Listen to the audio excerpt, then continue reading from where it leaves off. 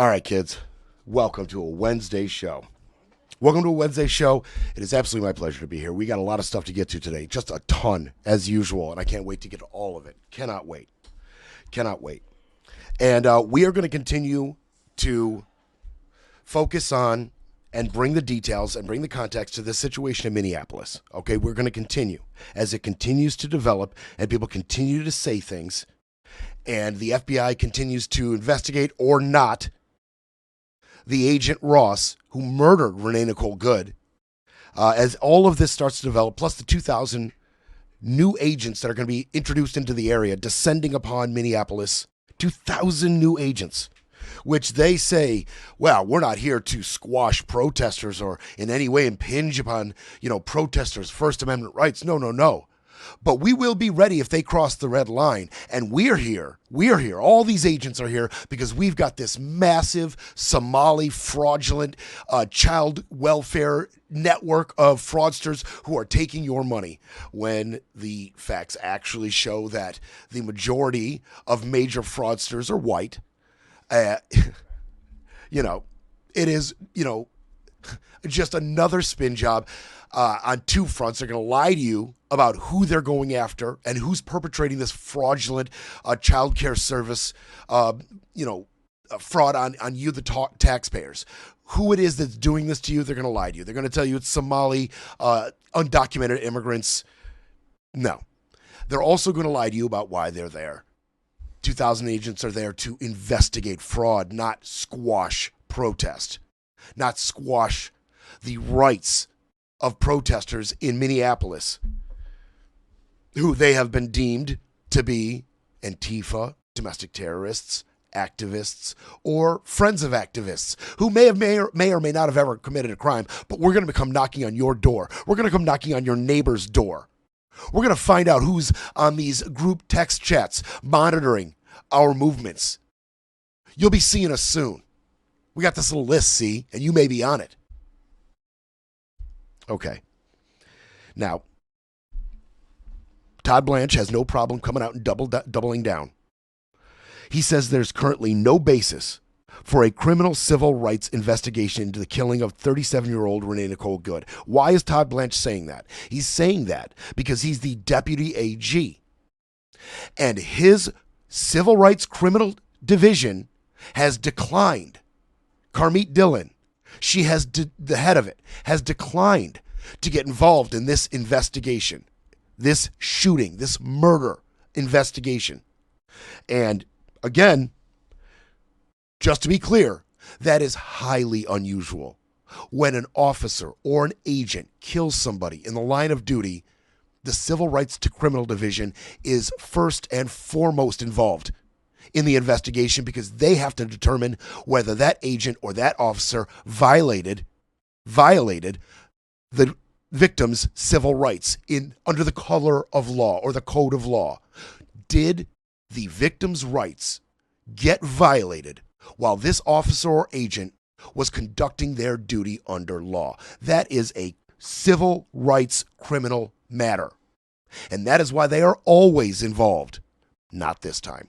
And her boss, Todd Blanche, had to come out and double down and tell you, the American people, what you need to know, which is Civil Rights Division won't be involved, don't need to be involved. Don't worry about precedent. Don't worry about how this usually goes. This isn't a usual government. Not anymore. And in the wake of this statement, 6 more prosecutors in the attorney's office in Minnesota have quit. I'm telling you right now, U.S. attorneys, prosecutors all over the country are pissed at this administration for a number of reasons. And they are quitting.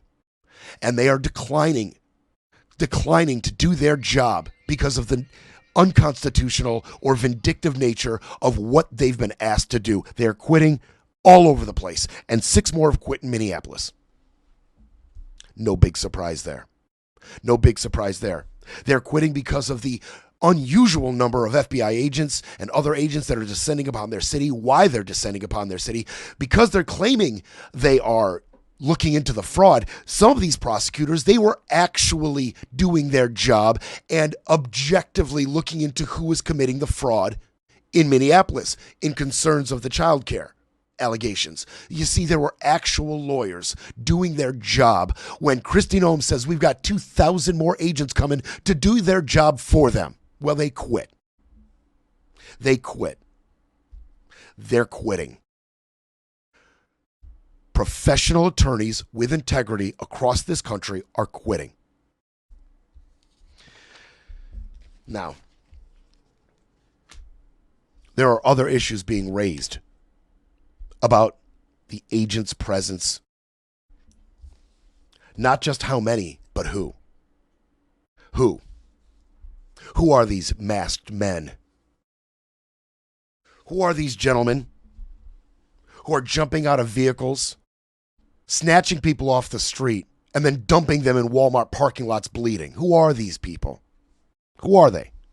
Well, House Democrats, specifically the Judiciary Committee, led by Jamie Raskin, they have sent a 3-page letter to Homeland Security Secretary Kristi Noem and Attorney General Pam Bondi. They want the answer to this question. Who are these people? Specifically, how many of these people are J6 rioters who have been pardoned?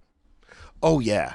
Oh, yeah. Had you considered that yet? I hadn't really gone down that path internally yet, but we will now. Jamie Raskin's willing to go down that path. And other Judiciary Committee members all taking part in this letter, and there are multiple, they want to know the answer to that question. How many of these ICE agents are J6 pardoned rioters?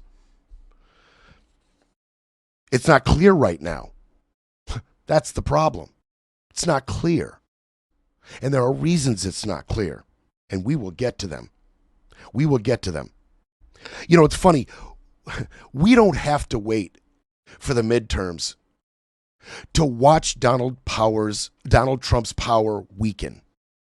We don't need to wait for the House to actually flip to see Donald's influence over the House weaken. Already. It's already happening. This is a bipartisan measure out of the House Judiciary Committee. It's bipartisan. Okay? Republicans and Democrats want to know, who are these people? The discharge petition out of Hakeem Jeffries, getting the signatures. The discharge petition from Thomas Massie and Ro Khanna, getting the signatures. Getting through the Senate. Forcing a signature from Donald Trump. We are seeing increasing amounts of instances that we can point to and say that is a weakening of Donald Trump's influence over the House. The House, specifically, for now. We have seen instances in the Senate. They are fewer and farther between. But we don't need to wait for the House to officially flip later this year. We are seeing the influence weaken right now with measures like this, with 3-page letters out of the House Judiciary Committee saying we would like to know exactly who you are hiring. And are they J6 defendants? And ICE has been on an absolute hiring spree. $75 billion boosted their hiring efforts last year in the One Big Beautiful Bill. You remember that. They added tens of thousands of agents. Raskin wants to know, is it possible riot defendants would go unrecognized while serving as immigration agents? It's a good question. It's a real good question. Unique among all law enforcement agencies and all branches of the armed services, ICE agents conceal their identity, wearing masks and removing names from their uniforms. Why would Raskin be so fired up about this? Because he served on the House's J6 Select Committee to look into who was responsible for that and start holding people responsible for that. Now, after all the work he and his committee members put into that, after all of the millions of dollars in taxpayer money to charge and then ultimately convict scores of J6ers, the hours, the investigation, the witness testimony, the evidence gathering, and the money, all of it poured into this to have Donald Trump give him a uniform clemency. You're all pardoned. Why do you think Jamie Raskin would be so damn fired up to find out if any of these people pardoned, who he worked so hard to get convicted, maybe showing up in ICE uniforms? Go figure. He might be a little pissed off. Go figure. He said, quote, "Who is hiding behind these masks? How many of them were among the violent rioters who attacked the Capitol on January 6th and were convicted of those offenses?" Yep. Assistant Secretary of Homeland Security Tricia Laughlin. She has been increasingly despicable recently. We've heard from her more and more and more as the spotlight has turned toward her boss. So we're hearing from her more. She called the letter from the Judiciary Committee, she called it reckless, disgusting, and unhinged. Funny. That is exactly how I would describe the J6 rioters. Reckless, disgusting, and unhinged. And it's also how I would like to describe ICE agents after the 7th, when Renee Nicole Good was murdered. That incident was reckless, disgusting, and unhinged. It's a joke to people like Tricia McLaughlin. It's a joke to her. She went on, ICE officers wear covering for a reason, to protect themselves and their families from real-world threats fueled by thug activism, intimidation campaigns. Instead of condemning this violence and intimidation, Rep. Raskin is choosing to side with the mob, recycle false smears, and chase headlines. Okay. Okay. First of all, the real-world threat, Ms. McLaughlin, is coming from ICE agent Ross. That's a real-world threat. And saying Raskin is choosing to side with the mob, recycle false smears, and chase headlines when all he's doing is saying, I'd like to know how many J6ers are working for you. That's all he's saying. He's not recycling anything or siding with anything. He wants to know how many violent J6ers who were convicted and then pardoned by your cult leader now work for ICE. That's it. That's it. Okay? I want you to hear real quick from Harry Dunn, a former U.S. Capitol Police officer. Real quick. Former U.S. Capitol Police officer. He told CBS News, given the pardons and the appointments of people into this administration, lawlessness is not frowned upon, but rewarded. What is he talking about? What's he talking about? He's talking about specifically one Jared Wise. Jared Wise in the Justice Department is currently serving as an agency advisor, an official capacity in the DOJ, Jared Wise. Jared Wise has used his position to fire, demote, and harass dedicated career prosecutors that were involved in the conviction of all the J6ers. Anybody he can get his hands on who had any part in convicting these J6ers, he has fired, demoted, or harassed since he's been appointed in this position. Well, who is Jared Wise? Jared Wise is a former FBI supervisory agent. Former FBI agent. He entered the Capitol building on J6. He milled about for about 9 or 10 minutes. He got in the face confronting other officers. He called them Gestapos. He called them Nazis. And he chanted in their face, kill them all, kill them all, kill them all. He was charged with disorder and assaulting. He was charged with resisting. And he was charged with impeding law enforcement. And he was pardoned by Donald J. Trump and then given a job in his Justice Department. That is who he is talking about. That is what he is talking about when he's talking about people that have been given positions in the administration and lawlessness being rewarded. That is exactly what he's talking about.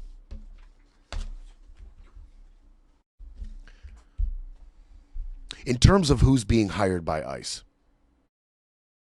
I'm going to bring you a story from Slate.com and an amazing journalist named Laura Jedeed.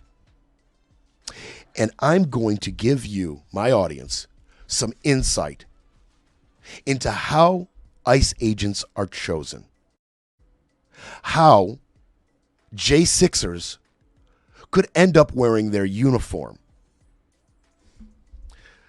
Laura Jedeed uncovers some really, really shocking revelations about the ICE agency hiring process that I would think Jamie Raskin and everybody on the Judiciary Committee, Senate or House, would want to look into. They might want to take notice. I think other people are going to take notice after they get their hands on this article, and I'm going to bring you the details.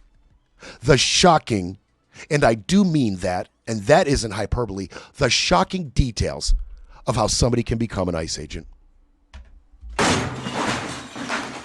It's time for a quick break, then we break some more. You're listening to Brett Breaks Things.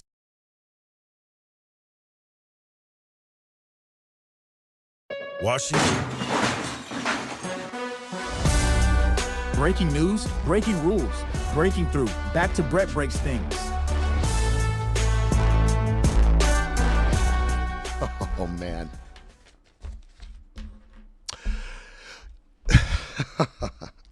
We're just going to jump right into it. Okay, so Laura Jedeed, all right? She went down to the Immigration and Customs Enforcement Career Expo in Texas in August. She is former Army. She did 2 tours in Afghanistan with the 82nd Airborne Division. Right out of high school, she enlisted. Okay? So she's ex-military. Now, after she got out of the military, she spent some time doing analyst work, civilian analyst work, and then she became a writer and did op-eds for places like Slate.com. Okay, so she went down to this expo to try to get a job as an ICE agent. Okay, now here's the thing about Laura. If you or I, in 10 seconds, wanted to find out a little bit about Laura, you could pop her name into Google, and you will quickly come up with articles like, what I saw in LA wasn't an insurrection, it was a police riot. Or, inside Mike Johnson's ties to the far-right movement and gut the Constitution. Okay, so 10 seconds of Googling would lead you to believe that maybe she's not the best candidate. And if she had gone into an expo looking to get a job with ICE, that maybe she'd be a little bit disingenuous. This reporter. So you could find all that out, that she is a reporter who's reported for Slate.com, and you can see the title of some of these articles. You'd find all this out in 10 seconds. So she didn't think she was going to get very far, okay? She didn't think she was going to get very far. Oh, how contrary the truth actually is. Oh, man. So she sat down after a little bit of waiting. Now, she said that the place was designed to hold a lot of people, with a lot of clerks and assistants that were willing to quickly come and process your information, because there was going to be droves of people with this $50,000 signing bonus, and being able to bash brown people in the head. They thought they were going to get droves of people. Well, there were a lot of clerks not doing anything. That's a common theme, she said, that was running throughout this whole thing, is they thought there were going to be a lot more people than there actually were. So the whole process of her getting seen, sitting down, and giving out her most basic information took 6 minutes. To apply officially for ICE took 6 minutes with an ICE assistant or secretary. All right. Now, after you apply like that, some go home. They said, look, it might be just a little bit of time, might be might be as many as 4 hours, might be a little bit more than that. You can go home, but she didn't. She hung out. She decided to do a little reporting. She said, if it's going to be 4 hours, I'll wait that. So she hung out. Okay. Now, when you're talking about a story about the ICE agency's hiring standards and who they're looking to hire, you would expect me to talk about pro-Trump thugs, right? J6 and insurrectionists would want their chance to repay their dear leader and bash some heads for sure. You think we're talking about white nationalists or one percenters or Proud Boys, right? Those are the people, and I'm not saying there aren't those people in there, but that's not what she experienced. And she says basically, and what the point is here, as I describe this scene as it plays out, is that the administration effectively has no idea who is amongst their ranks. It's way worse than you think. Not only are they trying to attract white nationalists and people who are xenophobic, racist, misogynist, whatever, just the worst of the worst, to bash people, shoot them, no problem, no compunction, just go about your day, we took a life. That's who they want, for sure. That's who they want.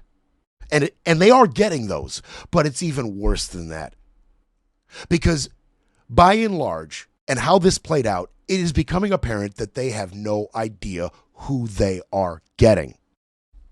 Now, I want you to hear from some of the people that were involved in her process, okay? They didn't know she was a reporter. Now, she sat down and she started to wait, and she was approached by a deportation officer who wanted to talk to her about what the job would be like. And I'm not going to give you all of their back and forth. I'm going to spare you the good stuff. He said, Laura, shouldn't expect to hit the streets right away.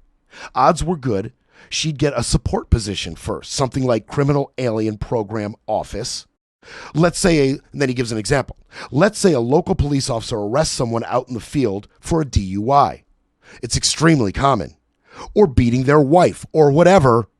All typical crimes they commit. End quote. They. Brown, undocumented immigrants is who he's referring to, but keep in mind that U.S. citizens commit these crimes at a way larger clip than undocumented immigrants do. Randy used to get into this all the time. Undocumented immigrants, if granted a chance to have a court date in the future to discuss their claims of, asylum or why they should be here to begin the process, if they're here undocumented to get that court date, the last thing they are going to do is any of those crimes you're talking about or any other crime that might get them in front of a judge before their appointed date for something negative like that. They keep their head down. They do not break our laws. They get in where they fit in. It is U.S. citizens who beat their wives or whatever. Let's just be clear. Obviously, that's not 100% across the board. But as far as DUIs and some of the crimes that this person had described, it's the U.S. citizens at a far larger rate who commit these crimes. Let's just be clear about that. This gentleman went on. He said, what you see on TV with us arresting people and doing all kinds of crazy things, that's maybe 10%. The other 90% is essentially doing a bunch of paperwork. It takes a lot to remove somebody from the United States. Quote, some people are subject to due process. Some people are subject to due process. Okay? Fifth Amendment. No person shall be deprived life, liberty, or property without due process. It's pretty high up. It's a pretty big priority in our Constitution. And it doesn't say no citizen shall be deprived. It says no person shall be deprived. So, we already know who we're dealing with, especially considering this is the person that they felt had the best grasp on the task at hand and how to introduce new recruits into what they'd be facing. This is the person they chose to represent them. This is the person they chose to clearly lay out your duties, responsibilities, and philosophies attached to a position like this. This jackass. This is who they chose. What does that tell you about the pool of applicants to do this job that they had to choose from? Laura went on to tell him, hey, I'd be fine with office work. What did he respond to that? Just to be upfront, the goal is to put as many guns and badges out in the field as possible. So that's the quiet part out loud, right? And that's why we find ourselves, or Laura found herself, in the position she did. This is why Jamie Raskin is asking about who exactly is working for ICE and are they J6 riders. This is why we're asking these questions, because the point, above all other priorities, the point is to put as many guns and badges on the streets. That is what the 75, what was it? Oh my God, I can't remember the number right now. It was 75 million or $1 billion. It wasn't billion, was it? That I quoted? I got to find out. What was the number I quoted? $75 billion in the one big beautiful bill. This is what it's all about. $75 billion of additional funding just on hiring to hire tens of thousands of new agents. There aren't tens of thousands of applicants out there who have a moral compass, who have an understanding of constitutional rights, who can empathize possibly with a person being detained, show compassion, understand that protesters are protesters and domestic terrorists are something else. We don't have tens of thousands of applicants who embody these qualities. And that is why you have the situation which Laura is describing now. Now, she sat back down after talking to this guy for a while, and she waited a couple hours. And after a couple hours of watching some of their propaganda, and that is exactly how she described it, propaganda. Yeah, this is exactly how she described it, was propaganda. Another gentleman who she assumed to be a senior official, at least senior to the people that she had dealt with up to that point. And this senior official had some things to say. The senior official said it's mostly very liberal cities, San Francisco, Los Angeles, where groups will come and try to stop ICE officers from arresting somebody. They're like, quote, we're going to form a human wall against you. When they do that, you can just pop them up, let them disperse, and cry about it. Now we're not just talking about the guy that they decided was the best representation of their policies that spoke to her first. Now we're talking about his boss. When they do that, you can just pop them, let them disperse, and cry about it. In short, we're here to trigger the libs. Just like Donald Trump promised. He was our retribution candidate. And this is the retribution he's speaking about.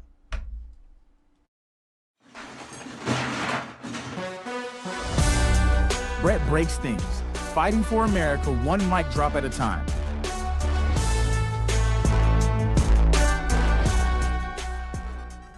Okay, hold on to your butts. After she heard from that charming senior official, she sat back down.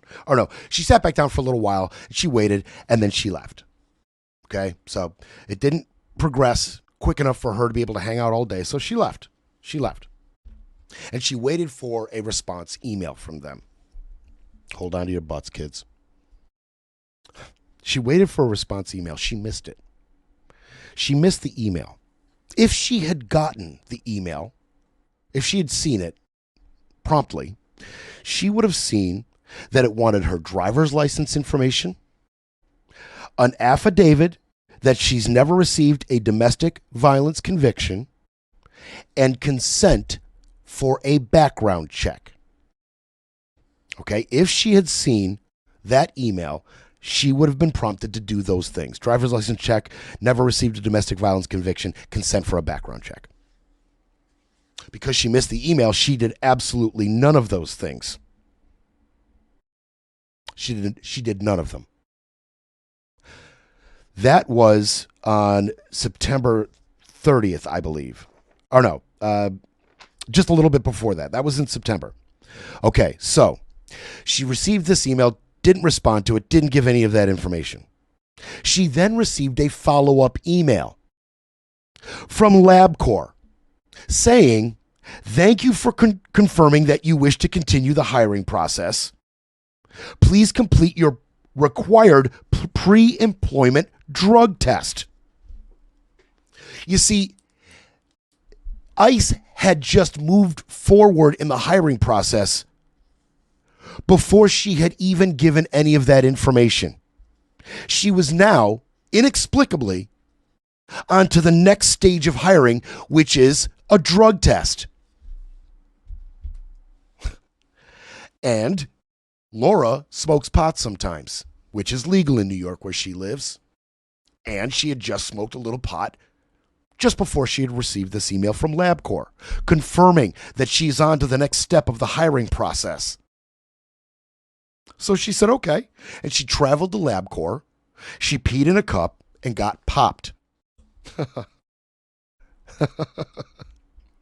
She then received an email on September 30th saying your EOD has occurred. You're entered on duty. Your status is now EOD, entered on duty. The next step past the piss test. She got popped on the piss test and then was promoted to the next step in the hiring process. Officially, her EOD, her entered on duty, had occurred, and it even said welcome to ICE.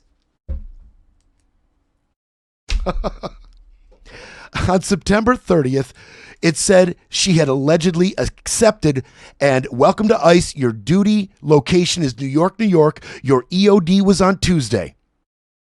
Then she received another email on October 3rd, officially telling her that all of her medical checks, including the LabCorp test and any other medical tests that she hadn't yet gone to perform, were accepted on October 6th.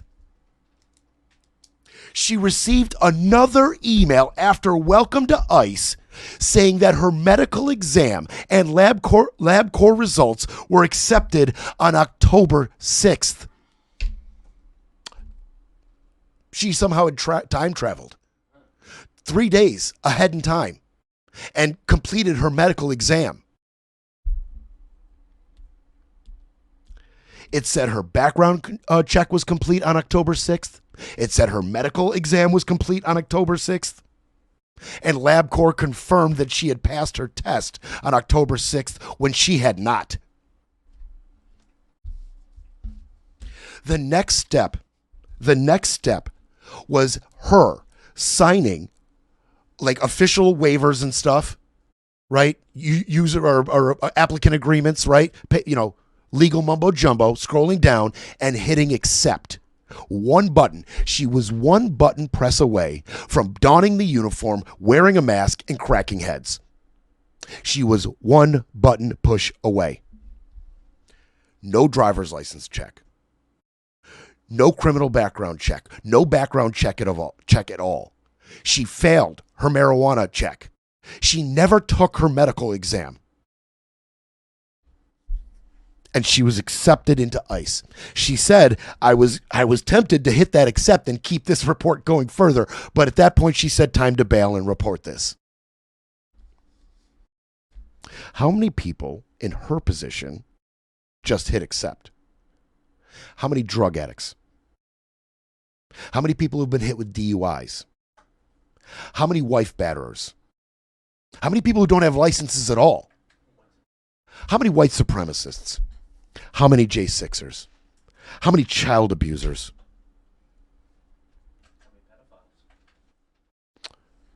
How many pedophiles? How many? None? How do we know? No, none J6ers? You gave Jared Weiss a job. How do we know? No violent offenders of any kind? How would we know? How would we possibly know? I mean, this is just, it's just ridiculous. It's stunning. It's unbelievable. And yet totally expected, right? It can be all things and be completely expected out of this administration. Scotty.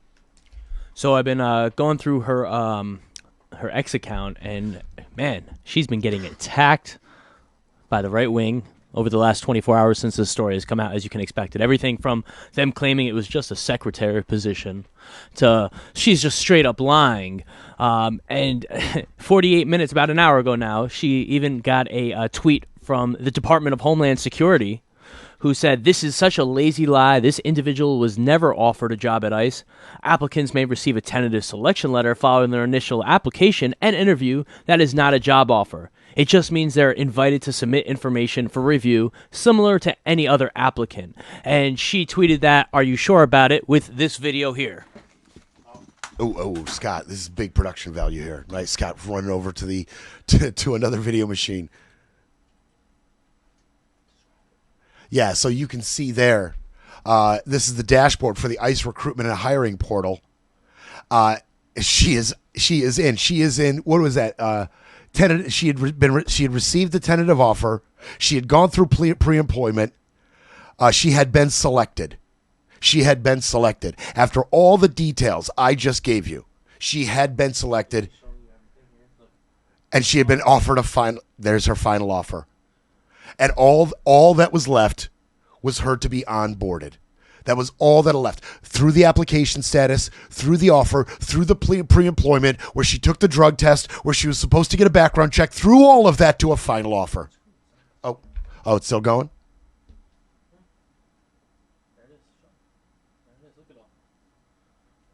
All of them done. And even a date. You see the October 6th? There's the October 6th. Unbelievable. Unbelievable. She's showing, so she is showing exactly what it is she went through and how she had been accepted. She showed exactly what position she was getting accepted for and that she had passed all of those safeguards to get there. She's handing out the receipts that they're asking for. The government and the right wing and everybody else like that. You know, people are claiming, oh, well, that's not how it works. Yeah. But, well, no, that's not how it's supposed to work. Yeah. But that's how it happened. Scott, you know how they can do that. That could be CGI or AI. I don't know. I'm seeing what I'm seeing. So I'm going to wait for Donald Trump to tell me what I'm seeing. Pathetic. Yeah, so there it is. She's giving them her receipt. She's being attacked. Now, there are many different applicants that could come from this. Not all of them are a tragedy. Some of them are the Keystone Cops. Check this out. And we just wanted to bring it to you to if for no other reason than to bring just a little bit of levity to the topic. Check this special agent out. Bang. Bang. That is an ICE agent busting his ass on a huge patch of ice. It's ice taking out ice. And then, of course, the crowd is on his ass. They are all over him. And he runs away. I think that would be the best part of the video. He busts his ass and then turns around and runs away. And, of course, we couldn't help ourselves, so we got another video angle. Just enjoy it. Oh, boom.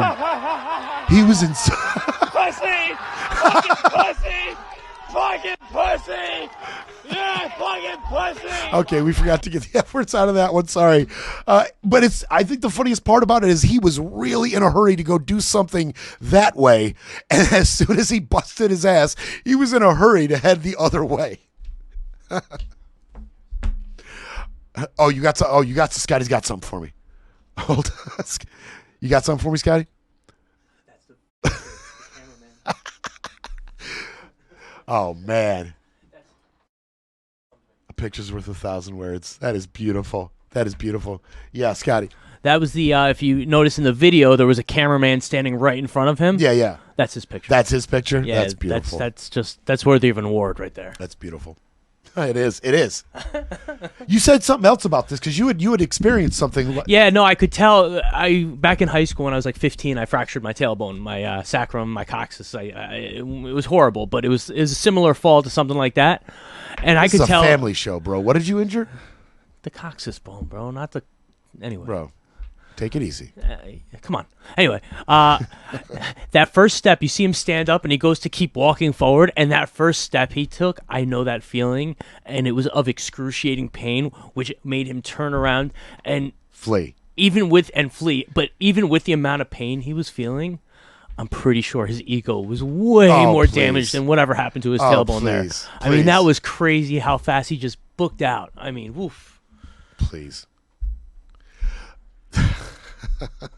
Dude, that was amazing. I could show you that video for the rest of the show. I don't know how much time we have left in the segment. I'm considering showing it to you. No. But I want it. Look, that although that is hilarious. What is hilarious? Well, this is hilarious. Boom, boom, boom. Bang. Okay, although that is hilarious, I feel like that one was for Renee. Ice taking out ice. Like ice taking out ice. I love it. That's hilarious. That's great. We can all enjoy that, I think. There are less funny aspects about the lackadaisical way in which they're being hired and who they're putting behind those masks. There are less funny aspects, obviously, speaking of Renee Nicole Good, but there's other aspects. So there has been a rise in immigration agents using banned chokeholds and other maneuvers in this campaign. There have been 40 plus cases identified the past year where agents used life-threatening maneuvers. 20 of those cases, agents used prohibited chokeholds on the carotid, The carotid restraints, the neck restraints, carotid artery restraints. 20 cases where they use chokeholds or carotid neck restraints. And 24 videos have showed agents kneeling on the necks and backs of people already in handcuffs. How dare you in Minneapolis do such a thing? That is exactly how George Floyd lost his life. That maneuver. No instances of officers being punished. None. No instances of punishment for any of this behavior. Breaking politics, breaking narratives, breaking news. But first, we need a coffee break.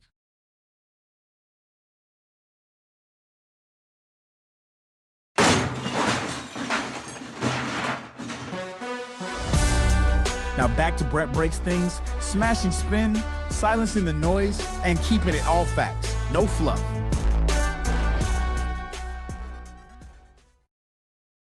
All right. We will continue to highlight all the unconstitutionality, the violence, the irregularities, the unprecedented moves by this DOJ and Homeland Security in terms of Minneapolis, the troops there, the lies they're telling, what they're actually investigating, what they're not investigating, the actions of these ICE agents. We're going to continue to bring you all of it and dig in just like we just did right there. And now the world is starting to get a hold of Miss Laura's op-ed piece, and like we gave you, the reactions are coming out, and they are appropriate. There is a lot of outrage, Now I'm going to bring you something. I'm going to turn here. I'm going to change gears here into something that also is really on the minds of a lot of people I talk to about this show or about the current state of the administration. You see, when I get people watching the show or they get the show just for the first time, we start talking about things a little bit. We start talking about the things that Trump is doing. And the conversation inevitably leads to, how do we stop this? Right? That's where the conversation inevitably goes every single time. What can we do about this? What can we do? And I inevitably, obligatorily, always tell them, vote. We got to vote. That's how we stop this. Right now, judges, prosecutors, U.S. attorneys' offices, those are good bulwarks against what's happening. They are fighting on the front lines. Podcasters like me are fighting on the front lines. This is what we can do for now, right? We can challenge what they do, and we can call out what they're doing, and we can bring the truth to the table. We can bring a little bit of truth and transparency and orient ourselves. That's what we can do for now, but what we can ultimately do is vote. So, Trump is trying to change how midterm elections are conducted right now, effectively. And I'm going to bring you some of these ways. And again, this is to orient ourselves. This is to know what we can expect, where the real threats are and where they are not.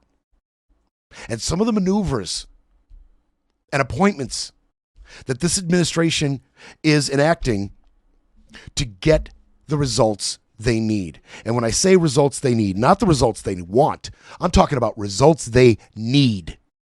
Because Trump himself has openly said that he is fearful that if they lose majority in the House or the Senate or both, God forbid, that he will be impeached. He said it openly because he knows he's impeachable. He knows a lot of the stuff. I mean, look, should that happen, they will have a cornucopia of unconstitutional actions and illegal actions and bribery and rigging and grifting and crushing rights. I mean, they will have so much to choose from. Trump knows it's an inevitability. Should they lose control, he knows it's absolutely inevitable that he will be impeached. So he's got to do something about those pesky midterm elections.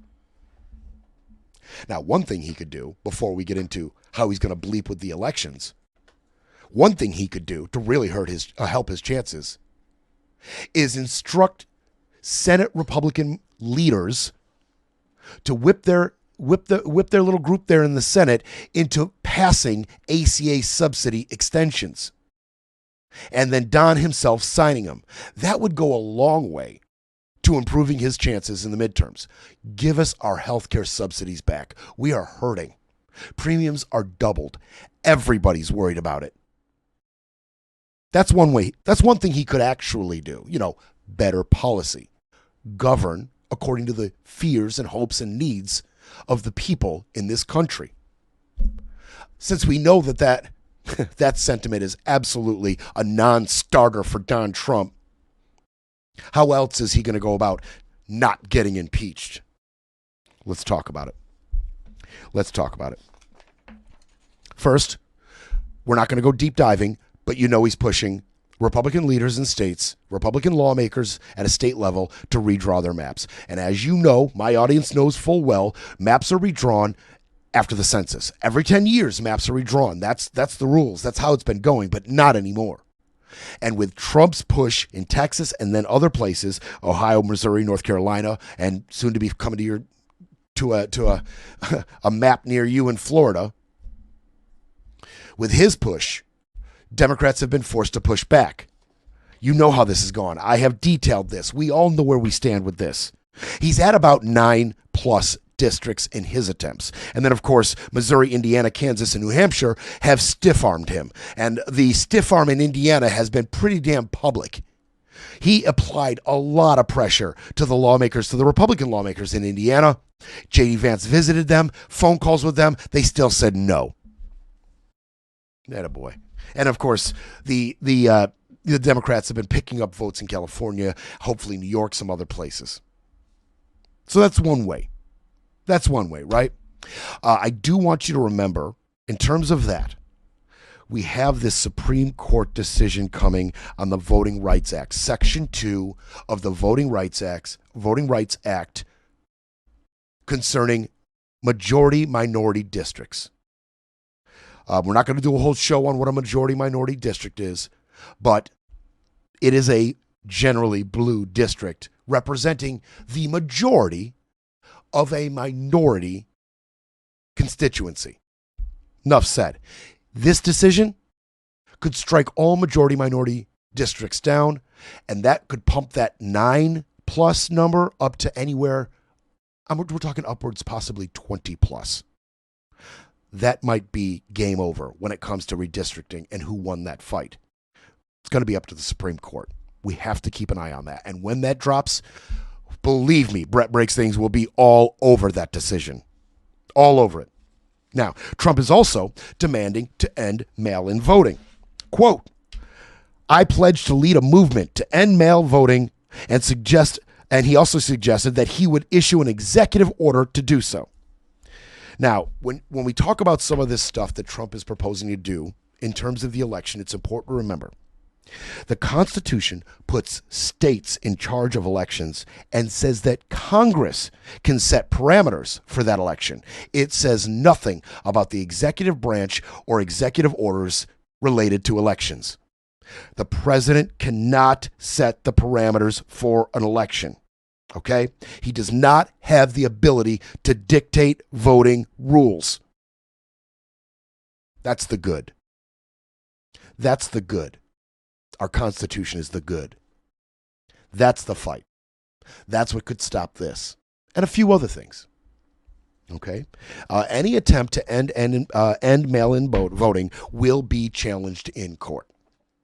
It will be, period. And it's important to know that mail-in voting is very popular with Republican voters, especially older Republican voters, especially in critical swing states like Arizona. And a lot of Republicans are afraid that Trump is going to have the opposite effect should this actually happen. A lot of Republicans, some Republican lawmakers are trying to tell him, you could eliminate a lot more Republican votes than you think, Don. You may be shooting yourself in the foot with this one. And Trump, true to his word, had signed an executive order in March trying to prevent the counting of any mail-in ballots that have been received after Election Day, including ballots that have been marked prior, right? So due to a delay in the actual delivering process, they show up just a little bit after Election Day, but they were sent postmarked well before. He wants those gone too.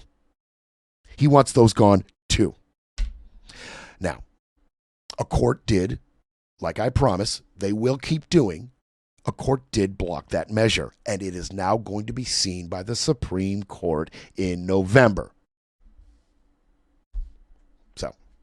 every measure he uses, including an executive order, to end mail-in voting, it will be challenged. And like all things that are challenged in district courts, and then if they get through the appellate courts and it's important enough to Don's agenda, the Supreme Court will just have to find time in its docket to get to it. Time and time again, the stuff that really, really matters to Don, they seem to find their way in front of the Supreme Court every time, if it's important enough, like ending mail-in voting. So we'll have to pick that one up in November.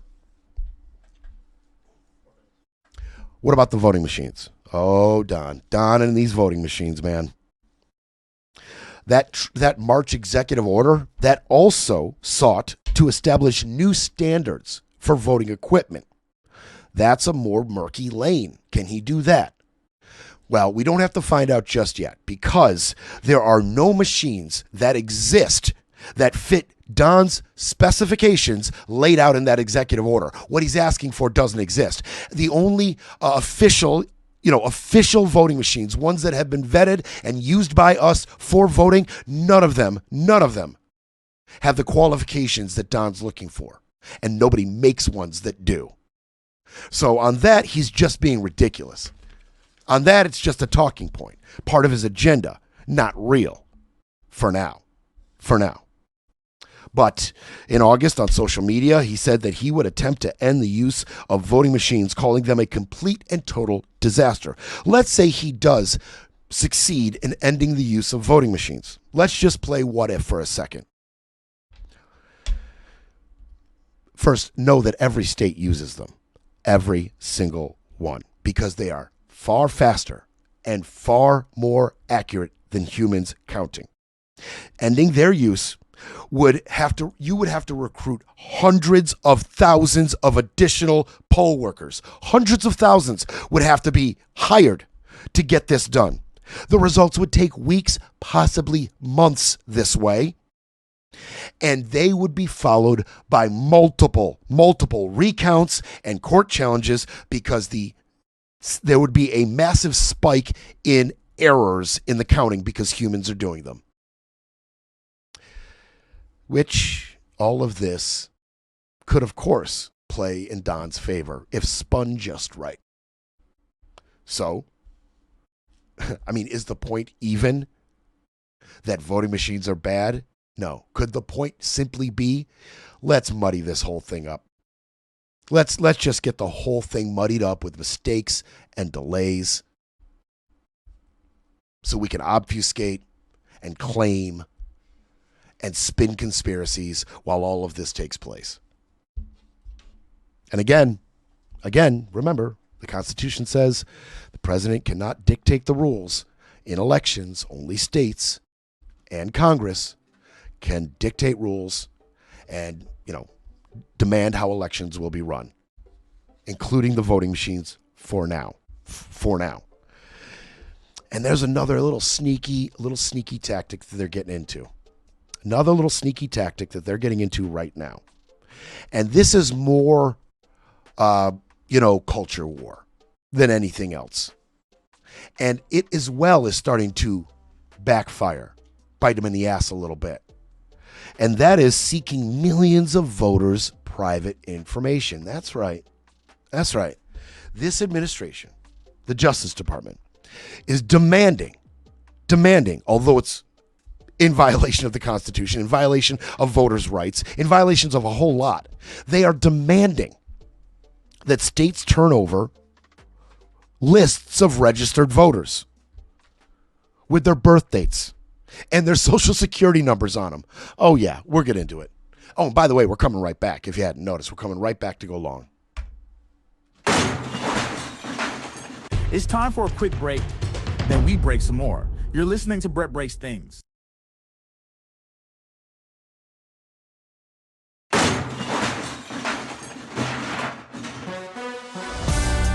Brett Breaks Things, fighting for America one mic drop at a time.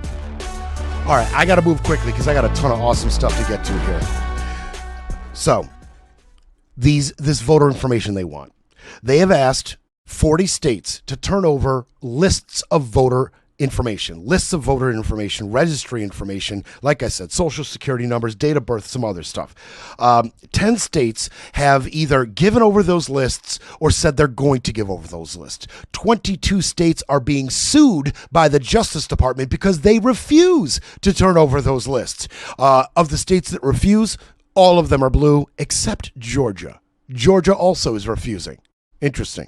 Brian Kemp has also kind of been lately willing to be more and more vocal, in opposition of Trumpian policy. He's starting to smell what's in the air in Georgia a little bit. Everybody in Georgia is starting to smell it a little bit. Georgia might be back in play. Let me just put it that way. Maybe it's not so crimson red as we once thought it was. That remains to be seen. Let's see what happens in these 2026 midterms. But if Brian Kemp's posture is in any way indicative of the overall tenor and tone of what's going on in Georgia politically, maybe we may be in for a few surprises. But so Georgia's on that list. Of the states that have turned over the lists already, we're talking about Louisiana, of course, Mississippi, of course, Tennessee, of course, and Texas, of course. They've turned over, okay? They've turned it over. Now, let's jump into the numbers real quick. The system that they are using to verify the citizenship status of voters is called SAVE. SAVE is what it's called. I've got what it stands for here. The SAVE system. It's should have had that right ready. It's called the SAVE system, okay? I'll get to the acronym. I'll find it at some point. It's an acronym, right? Okay, so of the 49.5 million registered voters that have been checked through the SAVE system,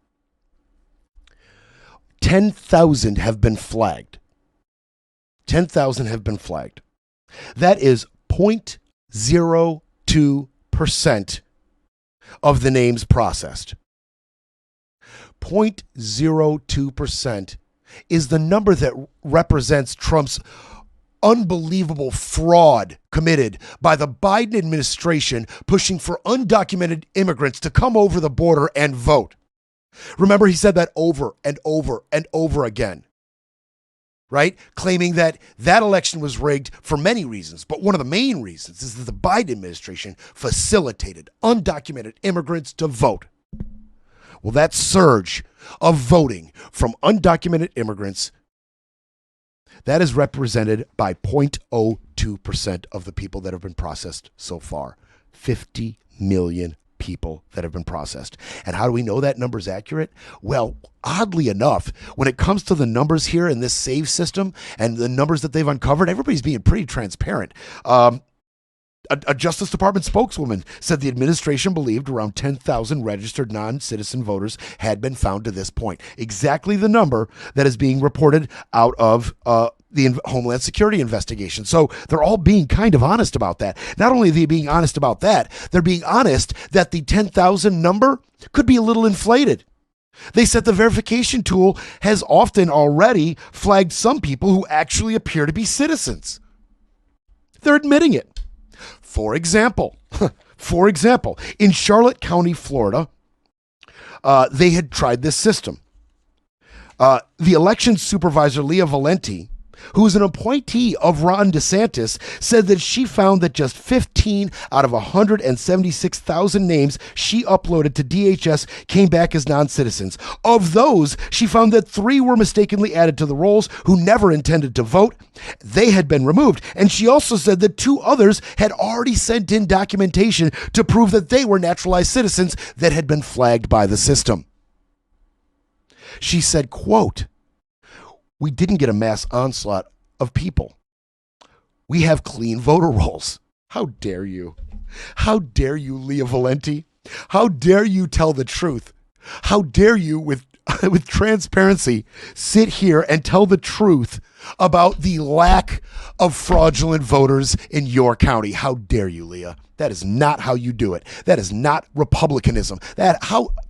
Under Ron DeSantis's watch, somebody like this got through? That's going to tell us the truth? How dare you, Leah? Also, there was another example.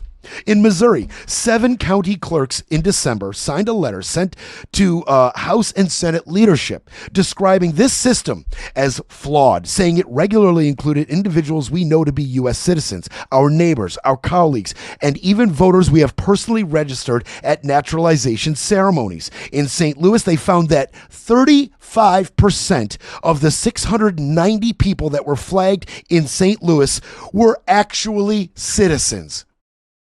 35% of those flagged were actually citizens. And when it works, like in Louisiana, the system found that 403 non-citizens out of 3 million registered to vote. And of those 403 non-citizens that registered, only 83 of them actually tried to vote. Out of 3 million. In Louisiana. Why are you telling the truth? What are you doing telling the truth about this? Don't you know? Haven't you seen Trump's agenda? Haven't you heard what he's been saying? Why are you coming out and telling the truth like this? Unreal. Unreal. Abigail Jackson spoke to the 22 states that refused and are needed to be sued at this point to get this voter information, right? You don't want to illegally and unconstitutionally give us your voter registration information? Fine, we'll sue you. And then she spoke to him.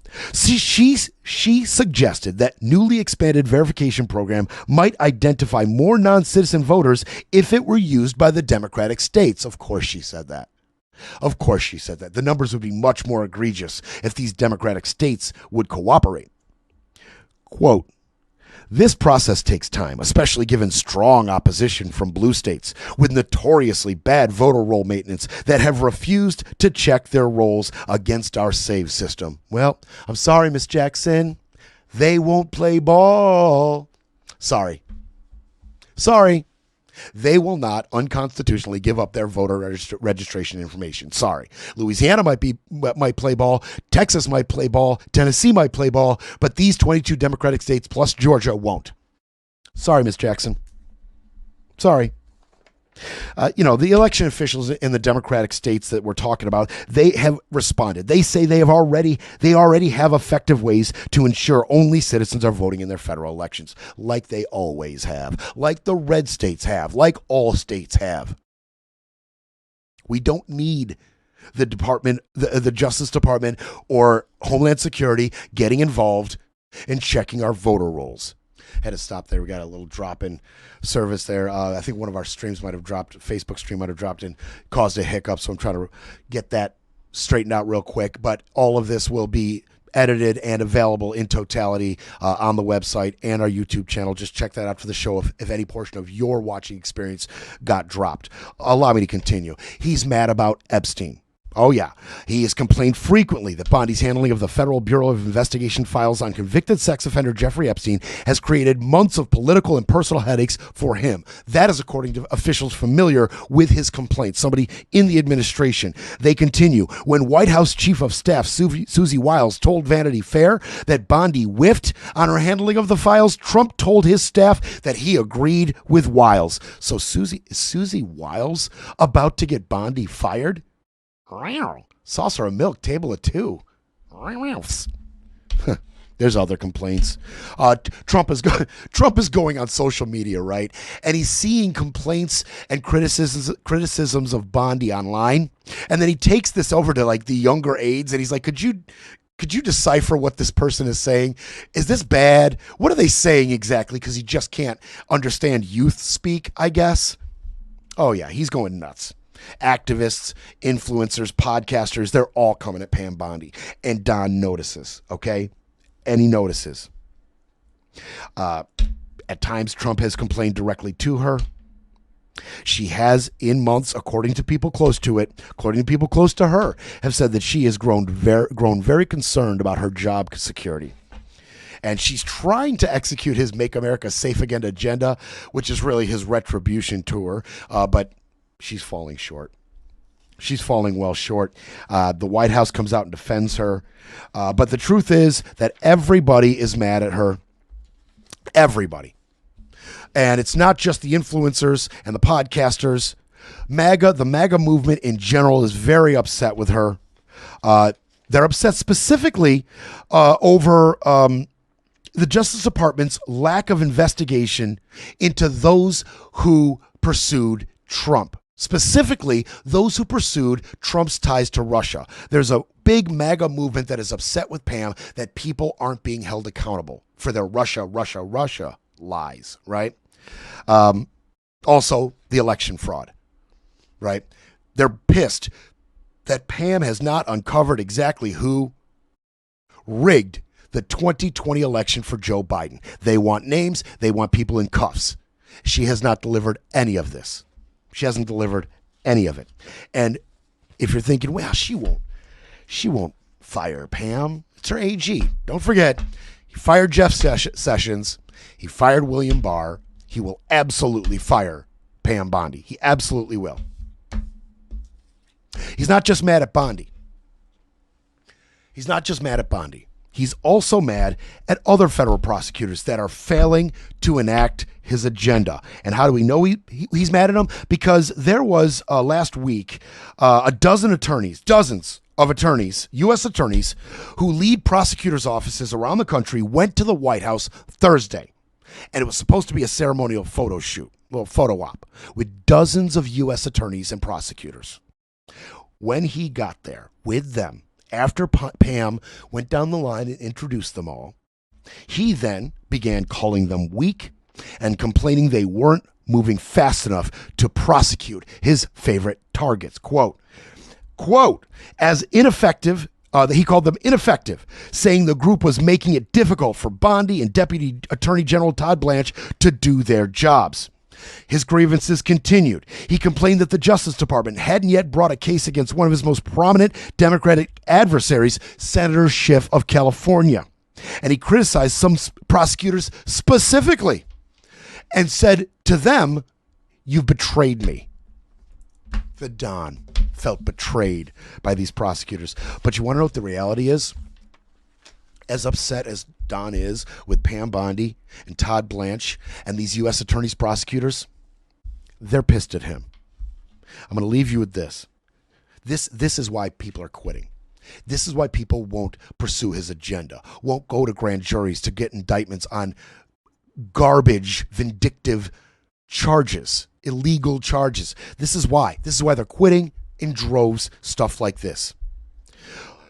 Let me introduce you one, Melanie Smith. Melanie Smith put in grueling hours alongside FBI agents and other prosecutors. She's a prosecutor. And she prepped dozens of witnesses, spent time, money to prove that a Virginia sheriff, one Culpeper County Sheriff Scott Jenkins, to prove that he had accepted $75,000 in bribes from wealthy business owners and undercover federal agents. She returned a guilty verdict in 90 minutes, which is crazy fast for something like this. She got a guilty verdict on Scott Jenkins. Then there's the case of Valerie Grady O'Malley, who built a case that we talked about, one of the most complicated cases in V. Grady O'Malley's 47 years at the Justice Department, to prove that a New York businessman, Joseph Schwartz, who owned a chain of nursing homes, had failed to pay more than $38 million in employment taxes and then bounced that money from account to account to fraudulently take it. Laundered it all over the place. Schwartz pleaded guilty. Trump pardoned both of them. Trump pardoned both of these people. This is one of the reasons prosecutors are pissed. This is one of the reasons they won't pursue indictments. They won't do his bidding. He stabs them in the back. He brings them to the White House, yells in their faces, says they betray him. On the front end, he's pardoning people that career prosecutors are pouring their heart and soul into just to have Trump pardon them. In the case of Jenkins, he was pardoned before his sentencing even began. It's crazy. It's crazy. These white collar and public corruption cases, they are some of the most resource intensive cases to pursue, okay? They take years to build. They have to follow money trails, gather evidence, get indictments. They have to interview witnesses. I mean, it's crazy. I mean, look, they can take years to investigate. They can take millions of dollars to put together. Once the trial arrives, these prosecutors are putting in like 80 hours a week. They're prepping witnesses. They're getting exhibits ready. I mean, we're talking, some trials are thousands of exhibits they have to prepare. All of this work, all of this dedication, all of this money, all of this time that is being spent to prosecute people like Ross Ulbricht or George Santos or the Chrisleys, just to have these people tell Trump, look, I was convicted by a corrupt Justice Department under a corrupt administration. I was unfairly convicted, unfairly sentenced. That's what they say publicly, and Trump just pardons them. Ross Ulbricht, who ran Silk Road, a black market, deep web market to facilitate the sales of drugs and money and child pornography and launder money through Bitcoin. Trump pardoned him. How long do you think a case like that takes to prepare? Just pardons him. So yeah, Trump is pissed. Trump's pissed at Bondi. He's pissed at Blanche. Pissed at Halligan. Pissed at Eric Siebert. Pissed at all these U.S. attorneys. But they're pissed at him too. He's crapping on their career. He's crapping on their work. Period. And that is why they are quitting in droves, like the 6 prosecutors in Minneapolis who have just quit after hearing 2,000 agents are going to descend upon Minneapolis to do their job for them. That's why they're quitting. That's why. We'll be back tomorrow. Thanks for sticking around with me, guys.